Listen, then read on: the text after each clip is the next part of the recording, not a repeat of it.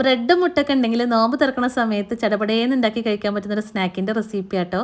നല്ല എളുപ്പത്തിൽ ഉണ്ടാക്കാൻ നല്ല ടേസ്റ്റുമാണ് കഴിക്കാൻ. ഇത് ഒരെണ്ണം ഉണ്ടാക്കി കഴിഞ്ഞാൽ നമുക്ക് കുറച്ചധികം പേർക്കൊക്കെ കഴിക്കുകയും ചെയ്യാം. ഞാനിപ്പോൾ 2 സ്ലൈസ് ബ്രെഡ് എടുത്തിട്ടുണ്ട്. ഇനി ഇത് ചെറിയ കഷ്ണങ്ങളാക്കി മുറിച്ചെടുത്തിട്ട് ഒന്ന് ചൂടാക്കി എടുക്കണം. അപ്പോൾ ഞാൻ പാനിൽ കുറച്ച് ബട്ടർ ഇട്ട് കൊടുത്തിട്ടുണ്ട്. ഇനി ഈ ബ്രെഡ് കൂടി ഇട്ട് കൊടുത്തിട്ട് ലോ ഫ്ലെയിമിൽ ഇതൊന്ന് ചൂടാക്കി എടുത്താൽ മതി. ഇതാ ഇതുപോലെ കളറൊക്കെ മാറി ക്രിസ്പി ആവുന്ന സമയത്ത് ഒരു പ്ലേറ്റിലേക്ക് മാറ്റി വെച്ചിട്ടുണ്ട്.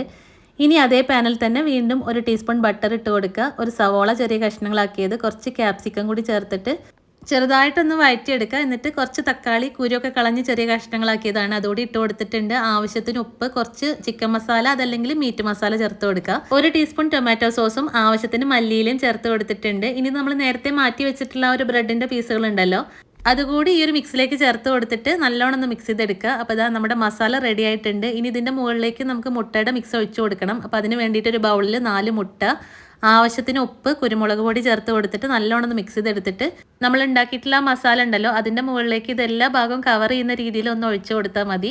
അടിഭാഗം പെട്ടെന്ന് കരിഞ്ഞു പോവാതിരിക്കാൻ വേണ്ടിയിട്ട് ഞാനൊരു ദോശച്ചട്ടി ചൂടാക്കിയിട്ട് അതിൻ്റെ മുകളിൽ വെച്ചിട്ടാട്ടോ ഇത് വേവിച്ചെടുത്തത്. ഇനി ഇതിൻ്റെ മുകളിൽ ഞാൻ കുറച്ച് ചീസും ചില്ലി ഫ്ലേക്സും മല്ലിയിലേക്ക് ഇട്ട് കൊടുത്തിട്ടുണ്ട്. ഇനിയിപ്പോൾ ഈ മുട്ടയൊക്കെ വെന്ത് ആ ചീസൊക്കെ മെൽറ്റായി കഴിഞ്ഞാൽ നമുക്ക് എടുക്കാം. നല്ല ചൂടോട് കൂടി കഴിക്കണം കേട്ടോ, അപ്പോഴാണ് നല്ല ടേസ്റ്റ്. ഈവനിങ് സ്നാക്കായിട്ടോ നോമ്പുതറ സ്പെഷ്യലായിട്ടോ ഒക്കെ കഴിക്കാം. അടിപൊളിയാണ്. ട്രൈ ചെയ്ത് നോക്കണേ. വീഡിയോ ഇഷ്ടമായ ഫോളോ ചെയ്യാൻ മറക്കും.